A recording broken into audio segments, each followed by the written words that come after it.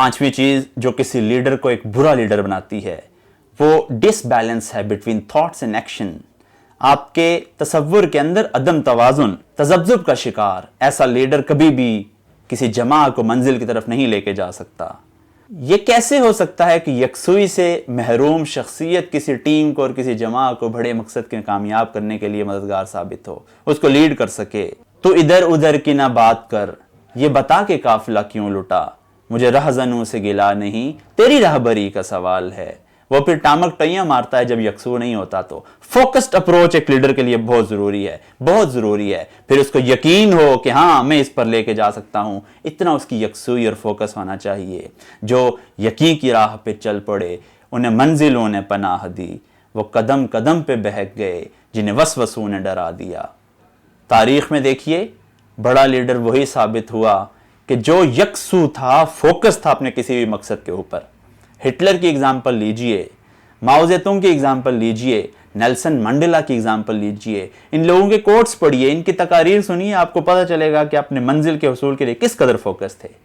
और लास्टली मोहम्मद अरबी सल्लल्लाहु अलैहि वसल्लम को लीजिए, डे वन से, नबूवत मिलने के बाद डे वन से फोकस थे कि मेरा मकसद अल्लाह की धरती के ऊपर अल्लाह के कलमे को बुलंद करना है, अल्लाह के हुक्म को जारी और सारी करना है। और इस मकसद के हुसूल के लिए मुकम्मल यकसुई के साथ सारे अवामिल का, सारे मसाइल का मुकाबला किया।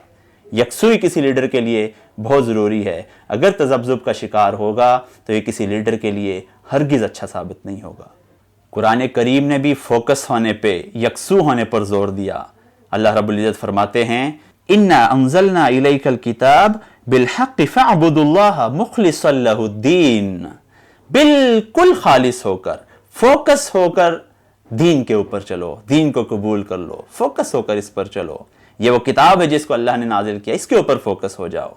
इसलिए कुरान करीम, तारीख़ इस्लाम और तारीख़ इंसानियत इस बात पर बिल्कुल यकसू नज़र आती है कि लीडर हमेशा फोकस्ड होता है, यकसू होता है, अदम तवाज़ुन और तजब्जुब उसके अंदर नहीं होता। सुस्त रवि का शिकार शख्सियत कभी अच्छा लीडर साबित नहीं होती। It's good to be slow and steady but it's far better to be fast and consistent.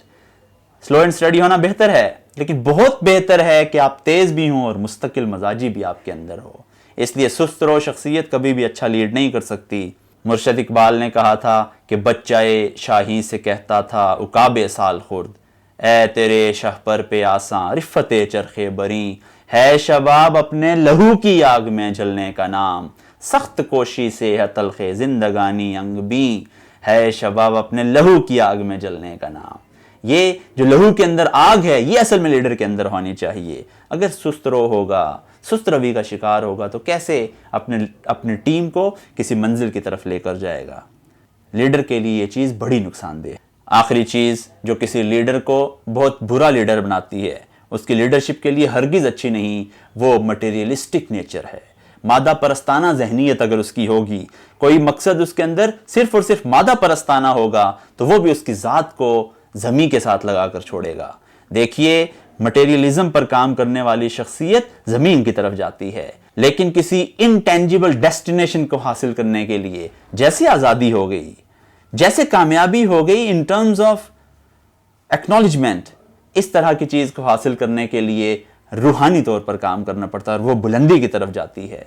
Materialistic nature की शख्सियत कभी अच्छी शख्सियत साबित नहीं होती, क्योंकि वो गेजेबल चीज़ें हासिल कर लेती है। चंद चीज़ें उसके सामने होती हैं जो वो हासिल कर लेता है और वो अपने आप को बड़ी शख्सियत समझता है। और लीडरशिप को अगर उसकी नेचर मटेरियलिस्टिक किस्म की होगी तो उसको इत्मीनान क़ल्ब भी नसीब नहीं होगा। ये जो दिलों का सुकून है, ये जो रूह का सुकून है, ये तमानियत है, ये इन चीज़ों से हासिल नहीं हुआ करती। इसलिए कभी भी लीडर ऐसा नहीं होता कि जो सिर्फ मटेरियलिस्टिक चीज़ों की तरफ भागने की कोशिश करे और टीम को लेकर उसकी तरफ जाए या अपनी ज़ात के लिए इस तरह की चीज़ें ढूंढने की कोशिश करे। लीडर वही होता है जो एक बड़े मकसद और बड़े विजन के लिए, जो इनटेंजिबल टाइप का होता है, उसकी तरफ लेकर जाए किसी भी कौम को और किसी भी टीम को।